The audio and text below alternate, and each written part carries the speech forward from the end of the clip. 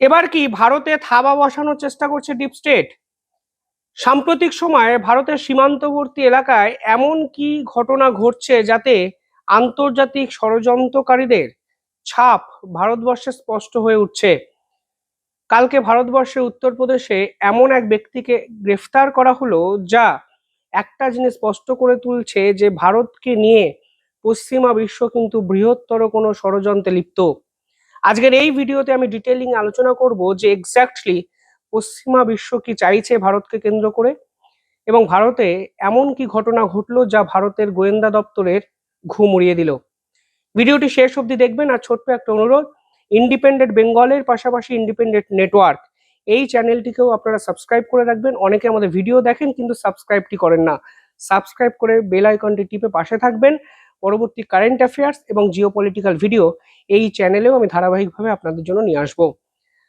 প্রথমত, উত্তরপ্রদেশের সীমান্তবর্তী এলাকা, সেখান থেকে কালকে একটি ভিডিও ভাইরাল হলো, এবং সেই ভিডিওতে কি দেখা গেল এক মার্কিন নাগরিককে গ্রামের মানুষ প্রথমে পাকড়াও করে ফেলে, এবং পরবর্তীকালে ভারতের সেনা গিয়ে সেই ব্যক্তিকে আটক করে, এবং সেই ব্যক্তি ভারতের উত্তরপ্রদেশ বর্ডার টপকে নেপাল যাওয়ার পরিকল্পনা করছিলেন। এবার মার্কিন নাগরিক ভারতবর্ষের ট্যুরিস্ট ভিসায় আসবেন, বিভিন্ন গ্রামগঞ্জ দেখবেন, এবং ঘরের ছেলে ঘরে ফিরে যাবেন ভিসা শেষ হয়ে যাওয়ার পর, এটাই তো নিয়ম। কিন্তু শেষ 6 মাস ধরে ভারতে এমন কিছু মার্কিন নাগরিককে বারংবার আটক হতে দেখা যাচ্ছে, যারা অবৈধভাবে ভারতে আসার চেষ্টা করছেন, ভারতের একাধিক প্রান্তিক অঞ্চলে ঘোরাফেরা করছেন, ম্যান পাওয়ার জোগাড় করছেন, এবং ভারতকে বিভিন্ন ক্ষেত্রে ডিস্টেবিলাইজ করা ষড়যন্ত্র করছেন, যা ভারতের গোয়েন্দারা ফের কালকে আরো একবার প্রমাণ পেলেন। যে ব্যক্তিকে আটক করা হয় তার নাম জর্ডান ব্রাউন। তাকে যখন আটক করা হয় তখন তার কাছ থেকে কোনো বৈধ ভিসা বা পাসপোর্ট কিন্তু পাওয়া যায়নি। উত্তরপ্রদেশের মাইনিয়া এলাকা থেকে তাকে আটক করা হয়। তার কাছে কোনো পাসপোর্ট নেই, কোনো ভিসা নেই, তিনি কোথায় যাচ্ছিলেন সে উত্তরও তিনি প্রাথমিকভাবে কিন্তু লোকাল অথরিটিকে জানাননি। ফলে তারপরে গিয়ে সেনাবাহিনীর হাতে তিনি আটক হওয়ার পর তিনি একাধিক তথ্য আমাদের সামনে নিয়ে আসেন। তিনি দাবি করেছেন যে তিনি মার্কিন নাগরিক এবং মার্কিন নৌসেনা আধিকারিক ছিলেন, অর্থাৎ সেই পুরনো স্ক্রিপ্ট, যে পুরনো স্ক্রিপ্ট আমরা বারবার ভারতের উত্তর পূর্ব অংশে দেখেছি, একই স্ক্রিপ্ট আমরা কালকে দেখলাম উত্তরপ্রদেশে, যেখানে মার্কিন সেনাবাহিনীতে কর্মরত এক ব্যক্তি ভারতবর্ষে নভেম্বর মাস থেকে বিনা বাধায়, বিনা তথ্যে, বিনা ডকুমেন্টে ঘুরে বেড়াচ্ছিলেন, এবং কাজ মিটে যাওয়ার পর ভারতবর্ষ টপকে নেপালে যাওয়ার চেষ্টা করছিলেন, এবং সীমান্তবর্তী অঞ্চলে তিনি ধরা পড়ে যান লোকাল অথরিটি এবং সেনাবাহিনীর কাছে। এবার এই জর্ডান ব্রাউন শুধু কি একটা নাম? নিঃসন্দেহে নয়। একটু ফিরে যেতে হবে আপনাকে পিছনের দিকে, বেশি ফিরে যেতে হবে না, 6 মাস আগে ফিরে যান। এই সীমান্তবর্তী অঞ্চল থেকে আমরা পশ্চিমা বিশ্বের আরো 6 ব্যক্তিকে গ্রেফতার হতে দেখি গোয়েন্দাদের হাতে। 6 জনের মধ্যে 6 জন ছিলেন ইউক্রেনিয়ান এবং একজন ছিলেন মার্কিন নাগরিক। জেরায় জানা যায় এই 6 ইউক্রেনিয়ান ভারতের মায়ানমার, মানে ভারত সীমান্ত টপকে মায়ানমারে যাওয়ার চেষ্টা করছিলেন, এবং নর্থ ইস্টের কাছে একটি বেস তৈরি করার চেষ্টা করছিলেন, যেখানে তারা ড্রোন ট্রেনিং দেওয়ার চেষ্টা করছেন। ইউক্রেনিয়ান ড্রোন গোটা বিশ্বে বিখ্যাত। এই ইউক্রেনিয়ানরা ভারতবর্ষে এসে বিনা বাধায় ড্রোন ট্রেনিং দেওয়ার চেষ্টা করছিলেন কাদের? ভারতবর্ষে নর্থ ইস্টের বিদ্রোহী গ্রুপেদের।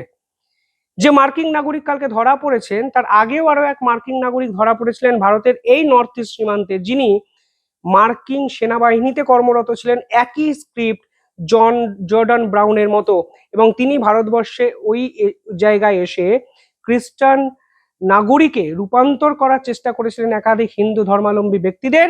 পরবর্তীকালে ভারতের গোয়েন্দাদের হাতে তিনি ধরা পড়েছিলেন। তার একাধিক ভিডিও ভাইরাল হয়েছিল, যেখানে তিনি মিলিট্যান্ট গ্রুপের হাতে লাইফ জ্যাকেট তুলে দিচ্ছেন, অস্ত্র তুলে দিচ্ছেন, এবং মার্কিন নাগরিক হয়ে কেন উত্তর পূর্বে বিদ্রোহীদের ট্রেনিং তিনি দেবেন সেই প্রশ্নের সদুত্তর তিনি দিতে পারেননি বলে তাকেও গ্রেফতার করা হয় কালকে, যেভাবে জর্ডান ব্রাউনকে গ্রেফতার করা হয়েছে। কারণ একাধিক প্রশ্ন তিনি এড়িয়ে যাচ্ছিলেন, তার কাছে কোনো উত্তর ছিল না। 2 সপ্তাহ আগে আরো এক মার্কিন নাগরিককে গ্রেফতার করা হয়, যার নাম ম্যাথু ভ্যান্ডার্ক। সেই ম্যাথু ভ্যান্ডার্ক কি করছিলেন? সেই ম্যাথু ভ্যান ডাইক ভারতবর্ষে এসেছিলেন, তিনি নাকি ভারতকে নিয়ে এক ডকুমেন্টারি বানাচ্ছিলেন। এবার এই ম্যাথু ভ্যান ডাইক ইতিহাস কি বলছে?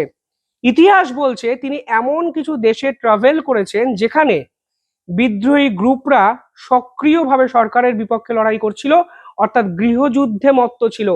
সিরিয়া, কঙ্গো, একাধিক জায়গায় সরকার বিরোধী আন্দোলন যেখানে যেখানে হয়েছে, এই ম্যাথু ভ্যান ডাইক ঠিক সেখানেই পৌঁছে গেছেন। তিনি নাকি সক্রিয়ভাবে এই বিদ্রোহী গ্রুপেদের ট্রেনিং দেওয়ার কাজে লিপ্ত ছিলেন এবং ভারতবর্ষে ঢুকে তিনি উত্তর পূর্বে ভারতে গিয়ে বিদ্রোহী গ্রুপ সোকল্ড মণিপুর, মিজোরাম, নাগাল্যান্ড এই অঞ্চলে অ্যাক্টিভলি তিনি তার কর্ম করতে চেয়েছিলেন। এনআইএর হাতে তিনি গ্রেফতার হয়ে বর্তমানে তিহারে বন্দী। কালকে একটি রিপোর্ট দেখছিলাম, তিনি আদালতের কাছে এক অদ্ভুত দাবি করেছেন। তিনি দাবি করেছেন তিহার জেলে তাকে যা খেতে দেওয়া হয় তা নাকি স্পাইসি, তিনি খেতে পারছেন না, তাকে রান্না করার পারমিশন দেওয়া হোক, তিনি আদালতের দ্বারস্থ হয়ে সেই দাবি করেছেন। ভাবুন একবার অডাসিটিটা, যে ভারতবর্ষে তারা আসে, বিপুল পরিমাণে ফান্ডিং করে গ্রাউন্ড লেভেলে, কখনো এনজিও মারফত ফান্ডিং হয়, কখনো বিভিন্ন ব্যক্তি মারফত ফান্ডিং হয়, কখনো হিন্দু ধর্ম থেকে খ্রিস্টান ধর্মে বদলে দেওয়ার চেষ্টা করা হয় মানুষকে, কখনো অস্ত্র তুলে দেওয়া হয় বিদ্রোহী গ্রুপের হাতে, কখনো এই অঞ্চলে এক বৃহত্তর সিন্ডিকেট তৈরি করে ভারত সরকারের বিপক্ষে আন্দোলনে এদেরকে লাগিয়ে দেওয়া হয়। ফলে ডিপ স্টেট যা যা চেয়ে ভারতকে অশান্ত করতে চেয়েছে, এই ব্যক্তিরা আসলে ডিপ স্টেটের এজেন্ট হয়ে ভারতবর্ষে ঠিক সেই কাজই করে। এবং কালকে জর্ডান ব্রাউন যে ধরা পড়লো, তাকে কোনো না কোনোভাবে এই ডিপ স্টেটের এজেন্ট ছাড়া আর অন্য কিছু মনে করছেন না গোয়েন্দারা, যে একাধিক রিপোর্টে কালকে প্রকাশিত হয়েছে। এখানেই ভারতবাসীর কাছে চ্যালেঞ্জ। কালকে ভারতবাসীর কাছে আরো একটি খারাপ খবর উঠে এসেছিল, আপনারা হয়তো জানেন, যেখানে আসাম রাইফেলসের এক কনভয়ের উপর আইইডি বিস্ফোরক দিয়ে বিস্ফোরণ ঘটিয়ে দেওয়া হয়েছে নাগাল্যান্ডের এক বিদ্রোহী গ্রুপের পক্ষ থেকে। পরবর্তীকালে পুলিশ জেনেছে যে বিদ্রোহ যারা এই বিস্ফোরণ ঘটিয়েছেন তারা যে বিস্ফোরক ব্যবহার করেছেন তার মধ্যে কিছু বিদেশি কম্পোনেন্ট পাওয়া গেছে। দিনের পর দিন সেনাবাহিনীর উপর তারা যে আক্রমণ করেন, সেখানে বিদেশি অস্ত্রের প্রাদুর্ভাব দেখা যায়। অর্থাৎ কখনো বাংলাদেশ বর্ডার থেকে এদের হাতে অস্ত্র তুলে দেওয়া হয়, কখনো চীন এদের হাতে অস্ত্র দেয়, কখনো ডিপ স্টেট সরাসরি এজেন্ট পাঠিয়ে ট্যুরিস্ট ভিসায় ভারতবর্ষে মানুষ ঢুকিয়ে ভিসা অতিক্রম হয়ে যাওয়ার পর, মেয়াদ শেষ হয়ে যাওয়ার পর এদেরকে ভারতবর্ষের বিভিন্ন স্থানে রেখে দিয়ে বৃহত্তর ষড়যন্ত্রে সাধারণ মানুষকে ইনভলভ করে। কালকে ফের আরো এক নিদর্শন আমরা উত্তরপ্রদেশে জর্ডান ব্রাউনের গ্রেফতারের মাধ্যমে দেখতে পেলাম। সতর্ক থাকতে হবে, সকলকে সতর্ক থাকতে হবে।